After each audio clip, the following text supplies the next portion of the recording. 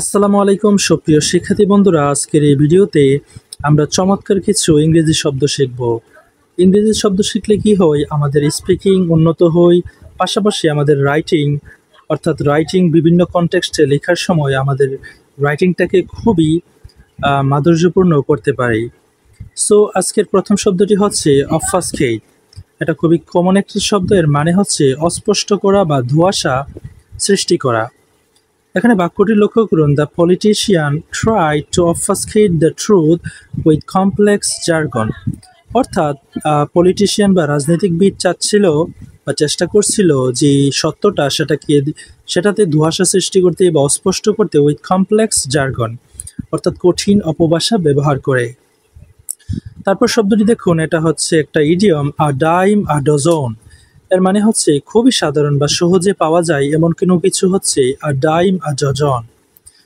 এখানে উদাহরণটি লক্ষ্য করুন, গুড সিঙ্গার্স অর্থাৎ ভালো গায়ক আর প্ল্যান্টিফুল, অর্থাৎ অনেক পরিমাণেই গুড সিঙ্গার্স রয়েছে, কিন্তু ট্রুলি গ্রেট ওয়ান্স অর্থাৎ সত্যি অনেক ভালো, যেগুলো কিনা মহৎ বা অনেক ভালো মানের যে singer, are not a dime a dozen, অর্থাৎ খুবই ভালো মানের যে সিঙ্গার রয়েছে সেটা পাওয়া খুবই সহজ নয় বা সহজে সেটা পাওয়া যায় না, তবে গুড সিঙ্গার্সরা আর প্ল্যান্টিফুল অর্থাৎ প্রচুর পরিমাণে আছে।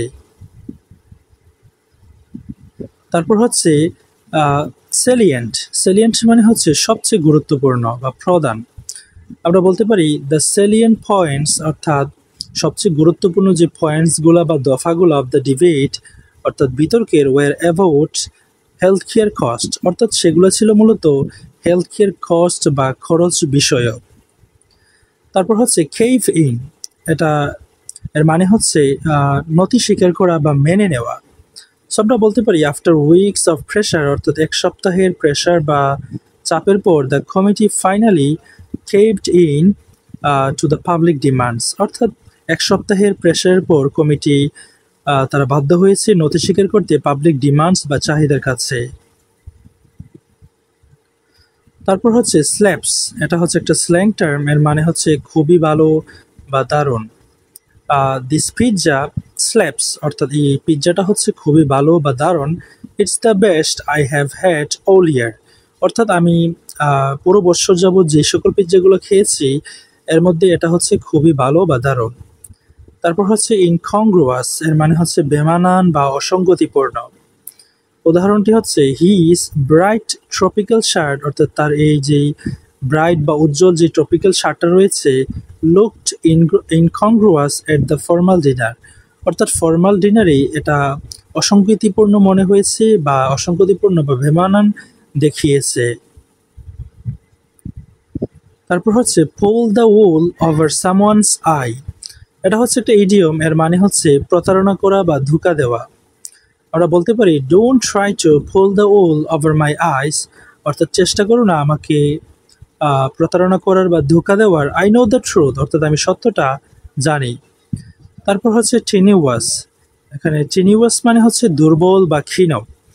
এই শব্দটি খুবই কমন, আমরা বলতে পারি the link between the two events, অর্থাৎ এই দুইটি ইভেন্টের মধ্যে যে সংযোগ ইজ ইনক্রেডিবলি টেনুয়াস, অর্থাৎ যেটা কিনা খুবই ক্ষীণ বা দুর্বল। তারপর হচ্ছে ডোল আউট, এটা হচ্ছে একটা ফ্রেজাল ভার্ব, এর মানে হচ্ছে বিতরণ করা বা অল্প অল্প করে দেওয়া। সো কোনো কিছু বিতরণ করা এই অর্থে আমরা ব্যবহার করতে পারি the 8 workers started to dole out, অর্থাৎ সাহায্যকর্মীরা শুরু করেছে বিতরণ করতে supplies to the flood victims, অর্থাৎ ফ্লাডের কারণে যে ভুক্তভোগীরা রয়েছে তাদের কাছে 8 ওয়ার্কার্সরা বিতরণ করতে শুরু করেছিল। তারপর হচ্ছে সিম্প, এটা হচ্ছে একটা স্ল্যাং টার্ম, এর মানে হচ্ছে অন্য কারোর জন্য অতিরিক্ত বা হীনভাবে আগ্রহী, অর্থাৎ কারোর জন্য যখন খুবই আগ্রহী বা অতিরিক্ত আগ্রহী হয় সেটা হচ্ছে simp. He is such a simp, অর্থাৎ সে খুবই আগ্রহী বা মানুষের প্রতি বা কারোর প্রতি ওভারলি ইমোশনাল হয় বা খুবই ফ্যান বা ভক্ত হয়ে ওঠে। He buys her expensive gift just for a smile, অর্থাৎ সে তাকে এক্সপেন্সিভ গিফট বা দামি উপহার কিনে দেয় শুধুমাত্র ফর এ স্মাইল, অর্থাৎ সে যেন খুশি থাকে।